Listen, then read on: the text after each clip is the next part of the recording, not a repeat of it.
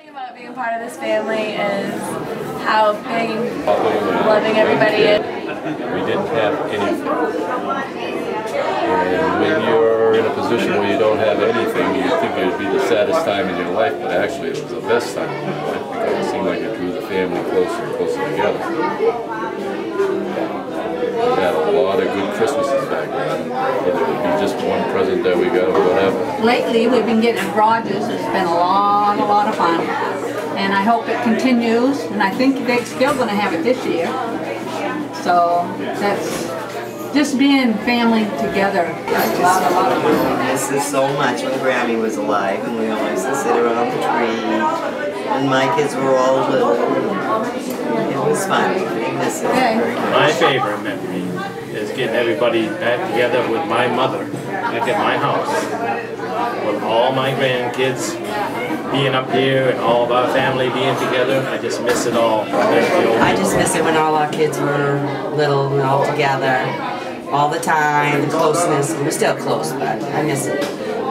These get-togethers because we used to have every year, every holiday. Easter too. The little girls were all in the Easter dresses, remember?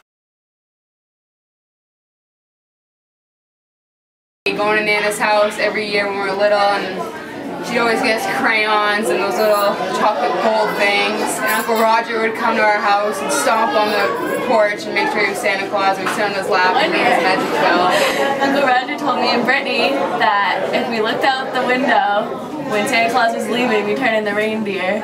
So we snuck and we looked out and we see him running down the street yelling ho ho ho with bells, trying to get to his car, and he slipped.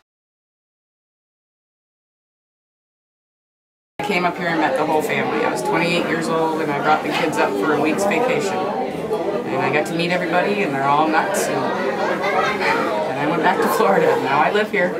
Everybody's about the same. Nobody changes.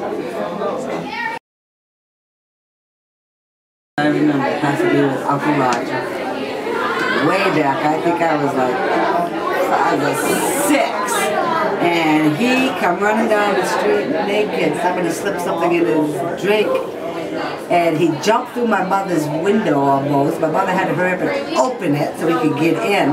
We woke up the next morning and there was all his footprints all over the vehicles. I must say I truly enjoyed Joni because at Bobby's wedding she attacked me and did some dirty dancing with me. And spending the night and always singing and dancing with her. She's enjoyed the pool parties with Joni singing songs about pressure while shooting the hose in the air because it's absolutely absurd and I love it. Story about when Grammy was with us because she used to visit with us all the time.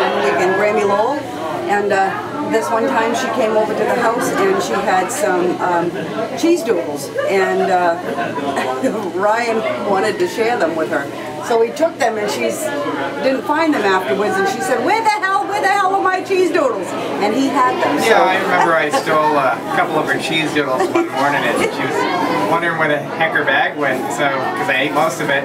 Then she found me eating it in the other room and she threatened to hang me upside down by my boxers on a tree.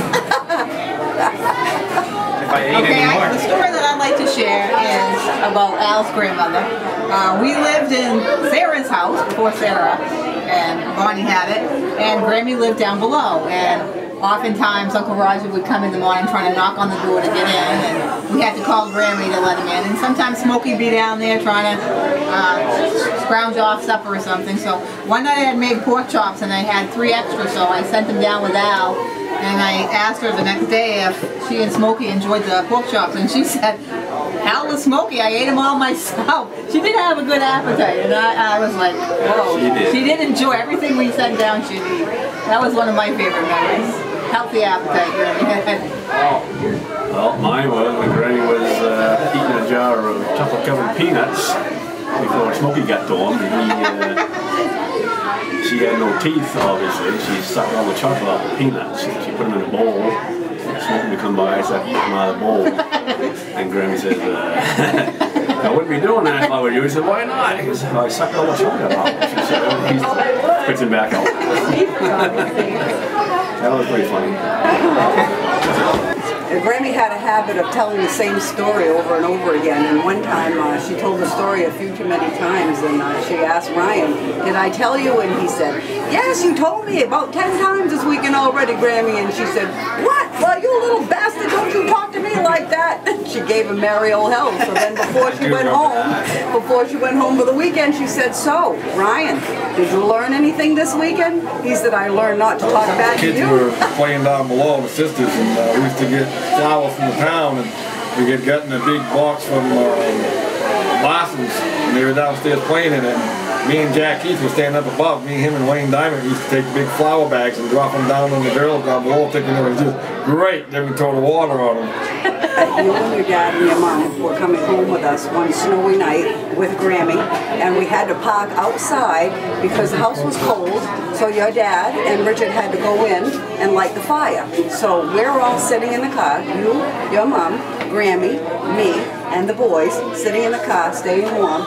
They're trying to light the fire. All of a sudden the house fills up with smoke. So they had to go up on the roof with a weight. Mike went up on the roof. I told him, I said, Mike, throw me down that rope. And he threw the rope down, but it caught a nail and the brick come right through the kitchen window. Is the first 7 grandkids, which was all girls, and all of us being together, having sleepovers, and you know, all that stuff. So I just miss that. When I was little, it was mostly just the girls at the time, and Nana would call us because she was the only one with a big screen TV if a New Kids on the Block special came. Oh, geez. And Bobby would come decked out in her like friendship bracelets and her Jordan Knight pillow.